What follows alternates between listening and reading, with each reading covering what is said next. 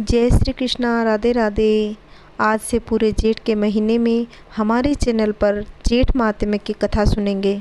इस महीने में धर्म का संबंध जल से जोड़ा गया है। ज्येष्ठ मास में जल दान उपयुक्त माना गया है।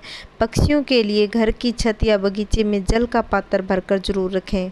एक बार ऋषियों की सभा में सभी ऋषि एक स्वर में स्कंद जी से बोले कि हे सडानन, हम लोगों ने विस्तार पूर्वक वैशाख मास का अध्याय भली प्रकार से सुना है, परंतु मन की तृप्ति नहीं हुई। इसीलिए सबको संतुष्ट कर देने वाला ज्येष्ठ मास के महात्म्य को कृपा करके कहिए, जिसके द्वारा सुनने वाला पाप नाश हो। इस ज्येष्ठ मास का देवता कौन है, इसके सेवन से क्या फल प्राप्त होता है तथा इसके सेवन की विधि क्या है, यह वार्ता हमसे कहिए। स्कंद जी ऋषियों से कहने लगे कि आप लोगों ने लोकोपकार के लिए अत्यंत उचित प्रश्न किया है। मैं आप लोगों से ज्येष्ठ मास के महात्म्य को कहता हूँ। जिस प्रकार सब देवताओं से श्री विष्णु भगवान बड़े हैं, प्रशंसा के लायक हैं और पूजा के पालन करता है, उसी तरह से यह ज्येष्ठ मास के सब दिन श्रेष्ठ हैं और पर्व के समान हैं। इसीलिए यह मास सब लोगों में श्रेष्ठ माना गया है।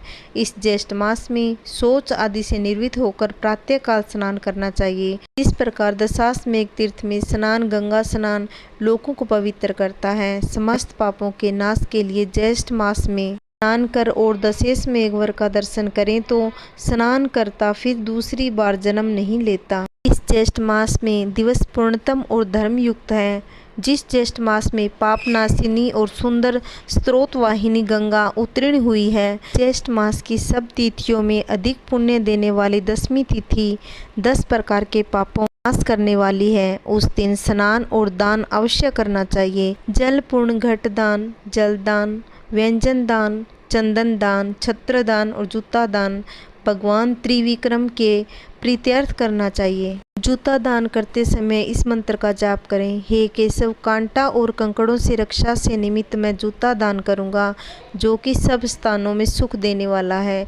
इस जूता दान से आप मुझे शांति प्रदान करें।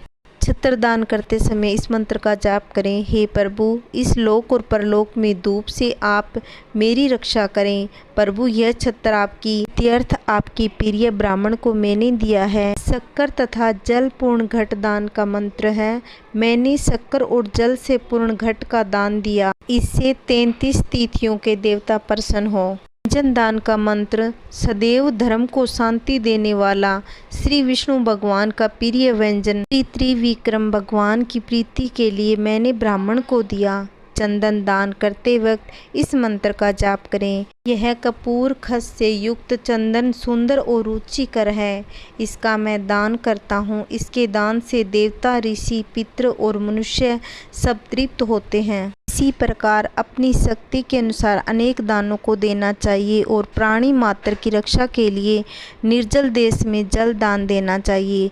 जो प्राणी मात्र के लिए जल दान देने में असमर्थ है, वह ब्राह्मण के लिए प्रतिदिन जल दान करें और पीपल, वट आदि वृक्षों की अनेक विधि द्वारा जल सिंचन करें। जल दान से अधिक श्रेष्ठ दान न हुआ है न ही होगा। इसलिए सब उपायों से जल का दान विधान विशेष कहा गया है। जो मनुष्य मोहवश ज्येष्ठ मास में जल दान नहीं करता, वह घोर नरक की यातना को भोग कर पुनः पृथ्वी पर आकर चातक की योनि में जन्म लेता है। इस विषय में तुमसे एक प्राचीन इतिहास कहता हूँ।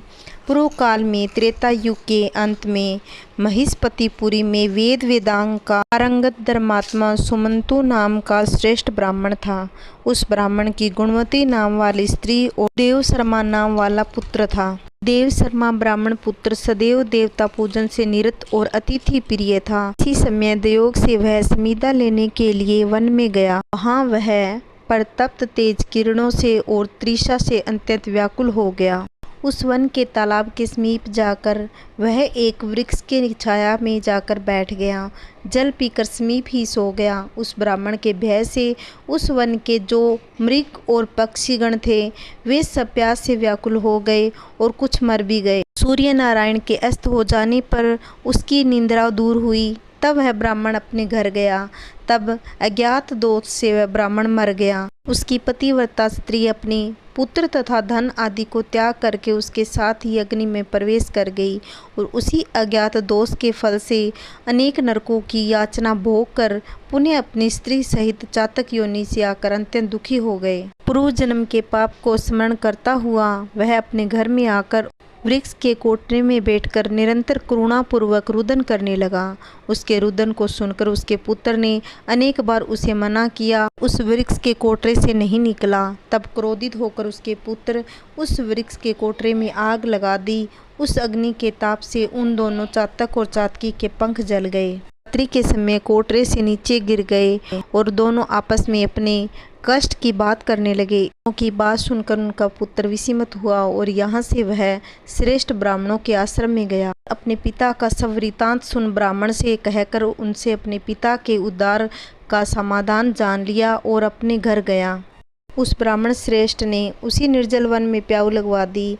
उस प्याऊ से पुण्य के प्रभाव से उसके माता पिता चातक योनि से छुटकर दिव्य रूप होकर सुंदर विमान में बैठकर विष्णु भगवान के धाम को चले गए। प्रियगण, मैंने पूर्व काल का वृत्तांत आप लोगों से कह दिया, जिसमें जल मार्ग के अवरोध से अद्भुत महिमा का वर्णन किया गया है। आज का प्रथम अध्याय समाप्त। कल की वीडियो में दूसरा अध्याय का रसपान करेंगे।